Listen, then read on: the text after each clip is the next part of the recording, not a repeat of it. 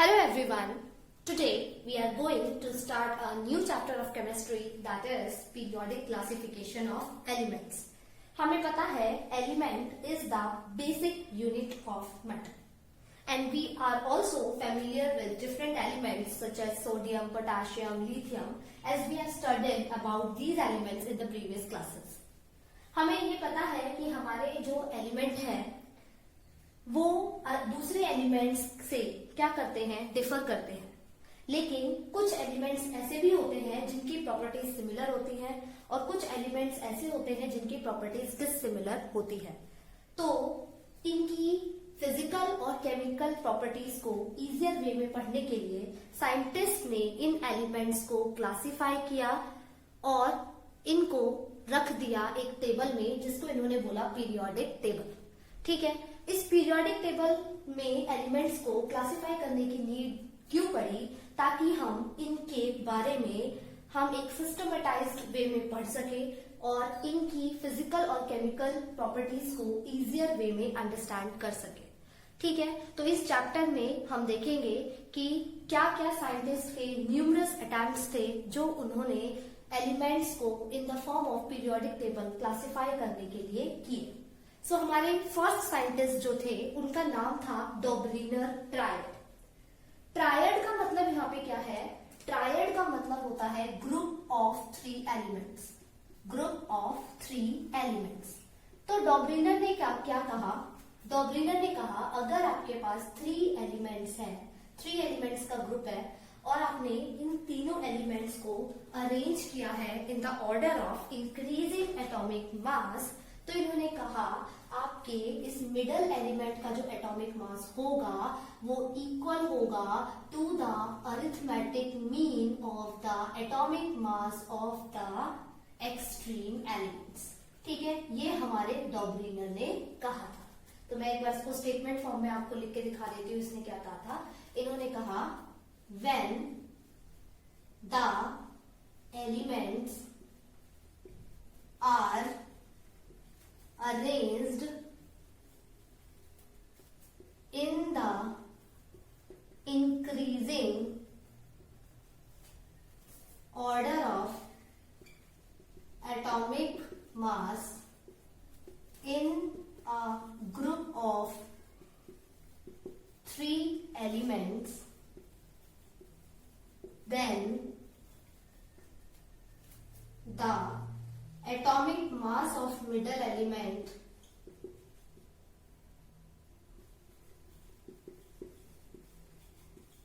will be approximately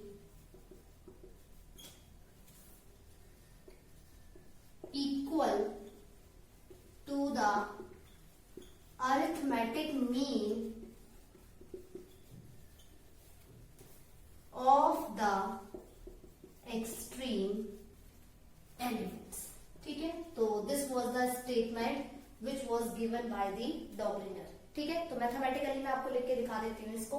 तो इसने बोला atomic mass of middle element, atomic mass of middle element equal होगा arithmetic mean of atomic masses of these element. तो atomic mass of A plus atomic mass of C divided by 2. ठीक है, तो यही आपके डॉबरिनर का ट्रायड था. Clear है? तो इन्होंने बोला था कि आपका जो ये रिजल्ट है ये आपका एग्जैक्टली इक्वल भी हो सकता है और आपका अप्रोक्सीमेटली इक्वल भी हो सकता है. So this was your Dobereiner triad. Okay, so these were the three triads which were discovered by the Dobringer at his time. Triad 1 consisting of the elements lithium, sodium and potassium with the atomic masses this. Triad 2 consisting of calcium, strontium and barium with the atomic masses of this. And triad 3 consisting of these three elements, that is chlorine, bromine and iodine with their atomic masses in this way. ठीक है, so he arranged the element in a group of 3 and also in the order of increasing atomic masses. Increasing atomic masses आप देख सकते हो 7 है, फिर 23, 39 मास continuously आपका क्या कर रहा है, जब आप इस तरीके से मूव कर रहे हैं तो वो क्या कर रहा है, आपका इंक्रीज कर रहा है. ठीक है, तो अब हम देखते हैं क्या हम इसमें डॉबलिनर ट्रायड जो उसने बोला था उस फॉर्मूले को यहाँ पे अप्लाई करके देखते हैं. So what was Doppler triad actually? The atomic mass of the middle element will be equal to the arithmetic mean of the atomic masses of these extreme elements.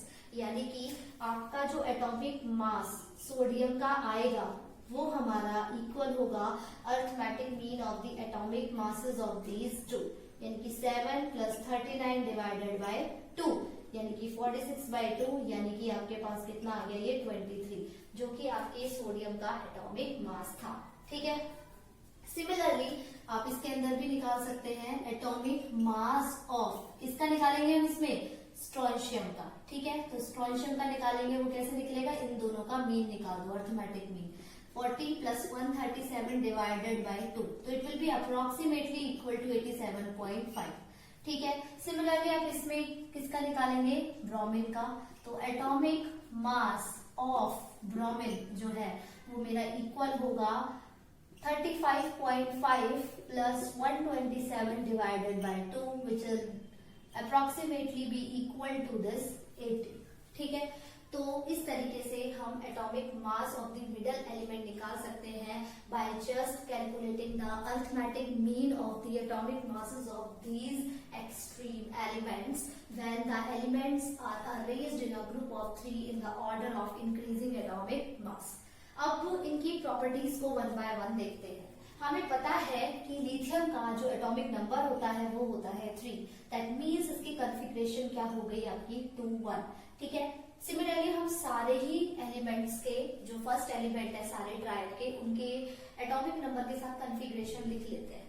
ठीक है. तो मेरे को पता चला कि लिथियम का एटॉमिक नंबर 3 होता है, उसकी कॉन्फ़िगरेशन क्या है मेरे पास 2 1. कैल्शियम का एटॉमिक नंबर होता है 20 और इसकी कॉन्फ़िगरेशन क्या हो जाएगी 2882. ठीक है. और आपका क्लोरीन का एटॉमिक नंबर होता है 17, तो कॉन्फ़िगरेशन हो जाएगी इसकी 287. This is the configuration for chlorine. ठीक है. तो हमने फर्स्ट एलिमेंट के हर एक ट्रायड के हमने फर्स्ट एलिमेंट की कॉन्फ़िगरेशन लिख दी है यहाँ पे. ठीक है. अब आप देखिए इसके अंदर आपको क्या ऑब्जर्व होगा कि आपका जो ट्रायड 1 में जो आपका लिथियम है इसके वैलेंस शेल में एक इलेक्ट्रॉन है, यानी कि इसके जो रिमेनिंग 2 एलिमेंट्स हैं इनके भी वैलेंस शेल में कितने इलेक्ट्रॉन्स होंगे 1 इलेक्ट्रॉन होंगे.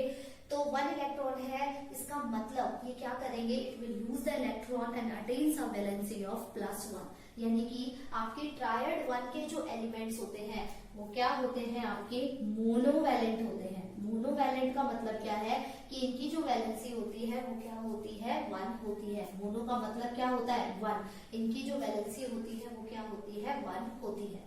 अब हम ट्रायड 1 की ही दूसरी प्रॉपर्टी की अगर हम बात करें तो क्योंकि लिथियम है, सोडियम है, पोटेशियम है, हमें पता है ये सारे के सारे क्या है आपके मेटल्स हैं. तो आपके जो ट्रायड 1 के जितने भी एलिमेंट हैं वो सारे के सारे क्या है आपके मेटल्स हैं. ठीक है. इसकी थर्ड प्रॉपर्टी की अगर हम बात करें, हमें पता है जब भी हमारे मेटल्स वाटर के साथ रिएक्ट करते हैं तो वो क्या फॉर्म करते हैं, हाइड्रोक्साइड फॉर्म करते हैं और प्लस में हाइड्रोजन गैस को क्या करते हैं, फॉर्म करते हैं. तो ये इसकी थर्ड प्रॉपर्टी हो गई. तो हमने ट्रायड 1 की प्रॉपर्टीज भी देख ली है. ओके. ट्रायड 2 की प्रॉपर्टीज को देखते हैं. अब हमें ये पता चल गया कि आपके ट्रायड 2 के जो एलिमेंट्स हैं उनकी वैलेंस शेल में कितने इलेक्ट्रॉन्स आ रहे हैं 2. यानी कि स्ट्रोंशियम की भी वैलेंस शेल में 2 इलेक्ट्रॉन्स होंगे और बेरियम की भी वैलेंस शेल में 2 इलेक्ट्रॉन्स होंगे. यानी कि ये भी क्या करेगा, it will loose these 2 electrons and attains a valency of 2. है ना. तो आपके जो ट्रायड 2 के एलिमेंट्स होते हैं वो क्या होते हैं आपके डाइवैलेंट. क्या होते हैं, डाइवैलेंट होते हैं. डाइवैलेंट का मतलब यहाँ पे जो ये वर्ड डाई है इसका मतलब क्या होता है 2. यानी कि ट्रायड 2 के जो एलिमेंट्स होते हैं उनकी वैलेंसी जो होती है वो क्या होती है आपकी 2 होती है. ठीक है. अब हम इसकी सेकेंड प्रॉपर्टी को देखते हैं. क्योंकि कैल्शियम है, स्ट्रोंशियम है, बेरियम है, हमें पता है ये सारे के सारे क्या है, मेटल्स है. तो ट्रायड 2 के भी जो एलिमेंट्स थे सारे के सारे क्या थे, मेटल्स थे. ठीक है. अब थर्ड प्रॉपर्टी की हम अगर बात करें तो सेम आपकी जो ट्रायड 1 की थर्ड प्रॉपर्टी है वही आपकी ट्रायड 2 की थर्ड प्रॉपर्टी होगी. क्योंकि मेटल्स आपके ट्रायड 2 के एलिमेंट्स भी हैं और मेटल्स आपके ट्रायड 1 के मेटल्स भी हैं। तो इन दोनों की जो थर्ड प्रॉपर्टी है वो क्या रहेगी, सेम, यानी कि मेटल्स वाटर के साथ रिएक्ट करके हाइड्रोक्साइड और हाइड्रोजन गैस को क्या करेंगे, फॉर्म करेंगे। ठीक है, तो हमने ट्रायड 2 की भी सारी प्रॉपर्टीज अब देख ली है। अब हम मूव ऑन करते हैं ट्रायड 3 पे। ट्रायड 3 के एलिमेंट्स के कंफिग्रेशन, फर्स्ट एलिमेंट की कंफिग्रेशन मैंने यहाँ लिखी हुई है। अब मुझे दिख रहा है इसके बैलेंस शेल में जो इलेक्ट्रॉन्स हैं वो कितने हैं, 7 है, मतलब अपने आप को स्टेबल करने के लिए इट विल गेन 1 इलेक्ट्रॉन, यानी कि इसकी भी जो वैलेंसी होगी वो क्या हो जाएगी आपकी 1। ठीक है, आपके ब्रोमीन और आयोडीन इनके भी बैलेंस शेल में 7 इलेक्ट्रॉन्स ही होंगे। तो ये तीनों ही एलिमेंट्स जो ट्रायड 3 के हैं दे विल गेन 1 इलेक्ट्रॉन और इनकी जो वैलेंसी है वो क्या हो जाएगी आपकी 1 हो जाएगी। ठीक है, तो वैलेंसी 1 है, इसका मतलब ये सारे के सारे क्या है, मोनोवैलेंट है। मोनोवैलेंट मतलब इनकी वैलेंसी जो है वो क्या है, 1 है। ओके, सेकेंड प्रॉपर्टीज की देखते हैं। अब सेकेंड प्रॉपर्टी की हम बात करें तो क्लोरीन, ब्रोमीन, आयोडीन, ये तीनों के तीनों ही क्या है, आपके गैस है ना, गैसेस है। तो इसका मतलब ये क्या है, आपके नॉन मेटल्स है। ठीक है, क्या है ये आपके नॉन मेटल्स। तो ट्रायड 3 के जो एलिमेंट्स होते हैं ये क्या होते हैं, आपके नॉन मेटल्स होते हैं। और इसकी अगर हम थर्ड प्रॉपर्टी की बात करें तो आपके जो ये नॉन मेटल्स हैं, जब ये नॉन मेटल्स आपके वाटर के साथ रिएक्ट करते हैं तो ये क्या फॉर्म करते हैं, एसिड। आपके जब ये नॉन मेटल्स आपके वाटर के साथ रिएक्ट करते हैं तो ये क्या फॉर्म करते हैं, आपके एसिड को फॉर्म करते हैं। ठीक है, so this is the third property of the triad 3। तो ट्रायड 1, ट्रायड 2 एंड ट्रायड 3, इनकी तीनों की प्रॉपर्टीज मैंने आपको यहाँ पे एक्सप्लेन कर दी है। ओके, ट्रायड 1 के एलिमेंट्स को अल्कली मेटल्स बोला जाता है। इसका दूसरा नाम अगर मैं बोलूं तो ट्रायड 1 के एलिमेंट्स को हम अल्कली मेटल्स बोलते हैं। ट्रायड 2 के एलिमेंट्स को अल्कलाइन अर्थ मेटल बोला जाता है।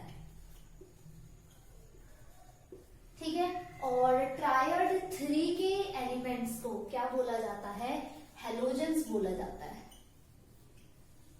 ठीक है, तो ये भी ध्यान रखना। तो ये इसके अदर नेम है। ट्रायड 1 को अल्कली मेटल्स, ट्रायड 2 को अल्कलाइन अर्थ मेटल और ट्रायड 3 को क्या बोला जाता है, हैलोजेंस।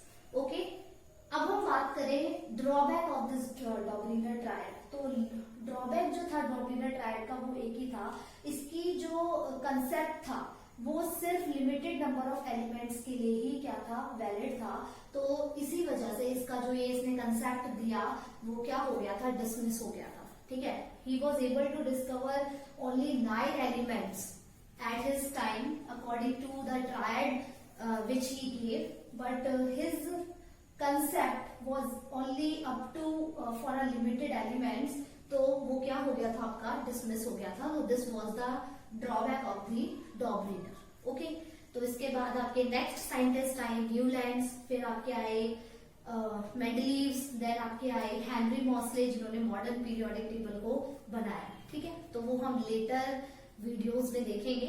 आज का जो हमारा मेन टॉपिक था वो था डॉबलिनर ट्रायड, वो होता क्या है, उसने किस तरीके से ट्रायड्स को बनाया और उसके क्या ड्रॉबैक थे, वो मैंने आपको इस वीडियो में कवर कर दिया है।